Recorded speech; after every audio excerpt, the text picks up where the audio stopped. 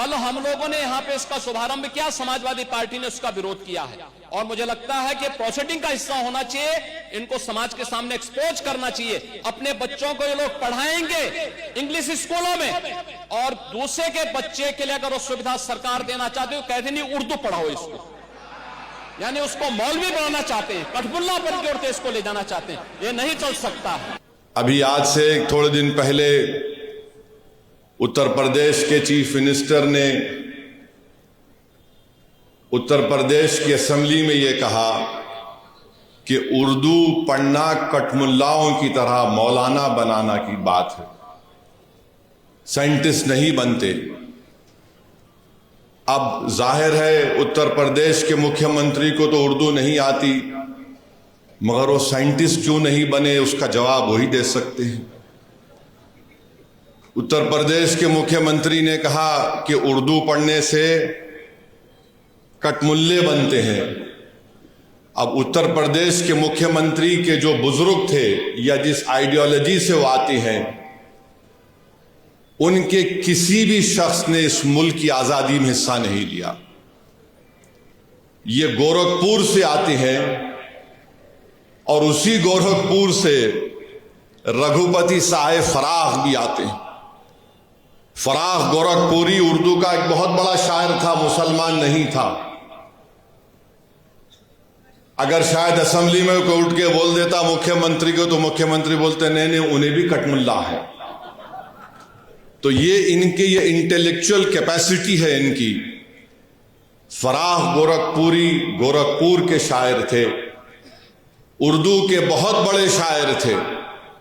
अब मेरे अजीज दोस्तों और बुजुर्गों, जिसके जहन और दिल पर गहन लग चुका है, तो दुनिया की कोई रोशनी उसके सर पे नहीं पहुंच सकती। फराख गोरखपुरी का शेर क्या है सुनिए, ये बीजेपी आरएसएस वालों को बता रहा हूं, जो उर्दू बोलने वालों को कठमुल्ला कहते हैं। फराख गोरखपुरी ने कहा था, सरजमीन हिंद पर अक़वाम आलम के फराख, सरजमीन हिंद पर अक़वाम आलम के फराख, काफिले बसते गए हिंदुस्तान बनता गया। सरजमीन हिंद पर अक़वाम आलम यानी नेशंस आए इस देश में, बसते गए हिंदुस्तान बना। अब ये जो आर्ग्यूमेंट इनका आरएसएस का है कि नहीं ये बाहर से आए, तुम भी बाहर से आए, जितने आर्यंस है बाहर से आए। अगर ओरिजिनल है तो द्रविडियन और ट्राइबल लोग हैं। फराख गोरखपुरी ने सच्चाई को बयान कर दिया। अब इनको नफरत इतनी उर्दू से है कि इनको शायद ये भी नहीं मालूम होगा कि हसरत मोहानी ने कलकत्ता में अंग्रेज लीडर कौन था, मॉन्टेग्यू के खिलाफ हसरत मोहानी ने नारा लगाया था। क्या नारा लगाया था? इनकलाब जिंदाबाद, इनकलाब जिंदाबाद।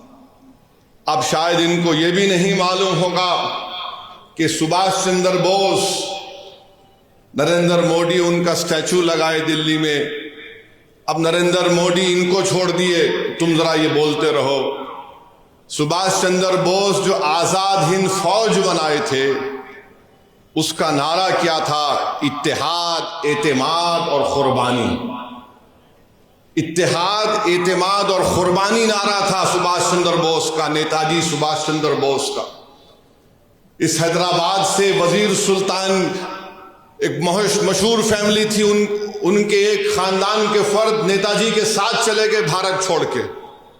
इसी मुल्क में हैदराबाद के सफरानी साहब थे, नेताजी के साथ चले गए। ये नहीं मालूम शायद मुख्यमंत्री को, तो यहां हैदराबाद से हम मुख्यमंत्री को ज्ञान दे रहे। राम प्रसाद बिस्मिल को इनको नहीं मालूम होगा, हिंदू थे। उन्होंने कहा था कि सरफरोशी की तमन्ना अब हमारे दिल में है। तो यही सरफरोशी की तमन्ना अब हमारे दिल में है कहकर भगत सिंह फांसी के फंदे पे चढ़ गए। और यही उर्दू के लफ्ज को अल्लामा काफी रहमतुल्लाह अलैह, जो मुरादाबाद के थे, अंग्रेजों के खिलाफ खिलाफ जिहाद का फतवा दिया था मौलाना काफी ने। जब 2 दिन में अंग्रेज जज ने उनको 2 मई को ट्रायल शुरू हुआ, 4 मई को उनको फांसी की सजा दे दी गई। और मौर्रिख ने लिखा कि अल्लामा काफी के ऊपर इस्तरी गरम करके उनके जिस्म पर चुरके दिए जाते थे। वो अल्लामा काफी जब फांसी के फंदे की तरफ जा रहे थे तो उनके उर्दू के अशार नातिया उर्दू के अशार थे। उत्तर प्रदेश के मुख्यमंत्री, आप उत्तर प्रदेश के मुख्यमंत्री हैं, मौलाना काफी मुरादाबाद के थे। फतवा दिया अंग्रेजों के खिलाफ जिहाद का, कठमुल्ले तुम बोलते ना। क्या कहा था अल्लामा काफी ने? कोई गुल बाकी रहेगा ना चमन रह जाएगा, पर रसूल अल्लाह का दीन हसन रह जाएगा। अतलस व कम ख्वाब की पोशा पर नाजा ना हो तुम, इस तने में जान पर खाकी कफन रह जाएगा। नामे शाहाना जहां मिट जाएंगे, लेकिन यहां हशर तक नामो निशां पंजेतन रह जाएगा। ये मौलाना काफी उर्दू के नातिया कलाम पढ़ के मुख्यमंत्री फांसी पे चढ़ गए, आपको नहीं मालूम। और फिर वहीं पर जोश मलियाबादी, इनको मालूम ही नहीं, बस उर्दू से दुश्मनी है। और फिर ब्रिज नारायण चक, बस ये भी हिंदू थे मुख्यमंत्री। इन्होंने क्या लिखा है? ए खाके हिंद तेरी अजमत पे क्या गुमान है, दरियाए फैज खुदरत तेरे लिए रवा है। ये ब्रिज नारायण ने लिखा उर्दू में। फिर आज इन्हीं की ये बात, फिर मुजाहिद आजादी मौलाना शौकत अली खिलाफत तहरीक में बहुत बड़ा रोल उनका।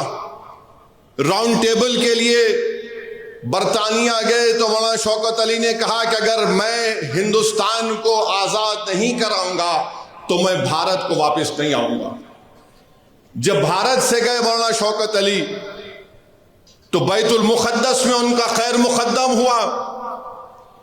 2 लाख लोग मौलाना शौकत अली के इस्तकबाल के लिए बैतुल मुक़द्दस को आए थे। उसके बाद वो बरतानिया गए, राउंड टेबल कॉन्फ्रेंस हुई। उनका एक मशहूर तकरीर है, रामपुर के थे मुख्यमंत्री मौलाना शौकत अली, आपको नहीं मालूम होगा। मौलाना शौकत अली ने एक शेर कहा था, शायद ये आपके लिए और आरएसएस और बीजेपी के लिए कहा होगा, यकीनन कहा होगा। मौलाना शौकत अली ने कहा, दौरे हयात आएगा खातिल, दौरे हयात आएगा खातिल खजा के बाद, दौरे हयात आएगा खातिल खजा के बाद, है इब्तिदा हमारी तेरी इंतहा के बाद। तो तुम्हारी इंतहा होगी। आज तुम इख्तिदार के नशे में बड़ा अनाब शनाब बक रहे हो, बके जाओ। मगर मेरे अजीज दोस्तों और बुजुर्गों, वतन अजीज का हाल तो ये है कि जोश ने सही कहा था, वो आज के इस दौर के लिए भी मुनासिब है। जोश ने लिखा था, ऐ हम नफस फसाने हिंदुस्तान ना पूछ, ऐ हम नफस फसाने हिंदुस्तान ना पूछ, अपना गला खरोशे तरन्नुम से फट गया, अपना गला खरोशे तरन्नुम से फट गया, तलवार से बचा तो रगे गुल से कट गया। ये जोश ने कहा था, जो आज हमारे मौजूदा मुल्क के हालात पर सही तरीके से उतरता है। तो हम उत्तर प्रदेश के मुख्यमंत्री को एक और इत्तला दे रहे हैं कि भारत की लोकसभा में ओम बिरला स्पीकर ने ऐलान किया कि जो कोई भी भारत की पार्लियामेंट में, लोकसभा में जो तकरीर में भाषण देगा उसका तर्जुमा उर्दू में होगा। अब आप क्या बोलेंगे स्पीकर को? उर्दू आप जो जबान में देंगे, कई जबानों में तर्जुमा होगा। तो इनको नहीं मालूम ये उत्तर प्रदेश के मुख्यमंत्री को यह भी नहीं मालूम कि उर्दू उत्तर प्रदेश की तहजीब का हिस्सा है। ये उत्तर प्रदेश और आरएसएस बीजेपी के लोगों को नहीं मालूम कि उर्दू को कॉन्स्टिट्यूशन का प्रोटेक्शन है, आइन की हिफाजत उसको मिलती है दीगर जबानों की तरह। उत्तर प्रदेश और मोदी को नहीं मालूम कि हर मुसलमान ही उर्दू नहीं बोलता, बल्कि ये मुसलमानों की जबान नहीं है, ये इस देश की आजादी की जबान रही है, ये इस मुल्क की जबान है। अब आप चले जाइए, नवायत मुसलमान है, कर्नाटका में उर्दू नहीं बोलते, कम बोलते। केरला चले जाइए, मोपिला अलग जबान बोलते, मलयाली बोलते।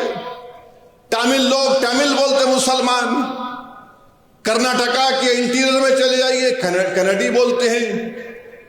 महाराष्ट्र में जाइए, वो उर्दू भी बोलते, मराठी भी बोलते। गुजरात के मुसलमान हैं, गुजराती भी बोलते, उर्दू भी बोल देते। अरे इस देश की खूबसूरती ये है,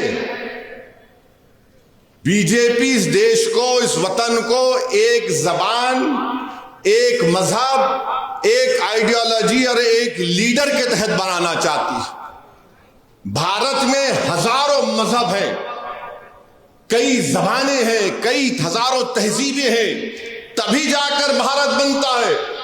इसीलिए फराग गोरखपुरी ने कहा थे, अक़वाम आलम का लफ्ज इस्तेमाल किया था। अब इनको समझ में आया नहीं आया नहीं मालूम, मगर हमारा काम यह है कि इनको समझाना और इनको बताना कि उर्दू से दुश्मनी करना जिद्दोजहद आज़ादी से दुश्मनी करने के बराबर है।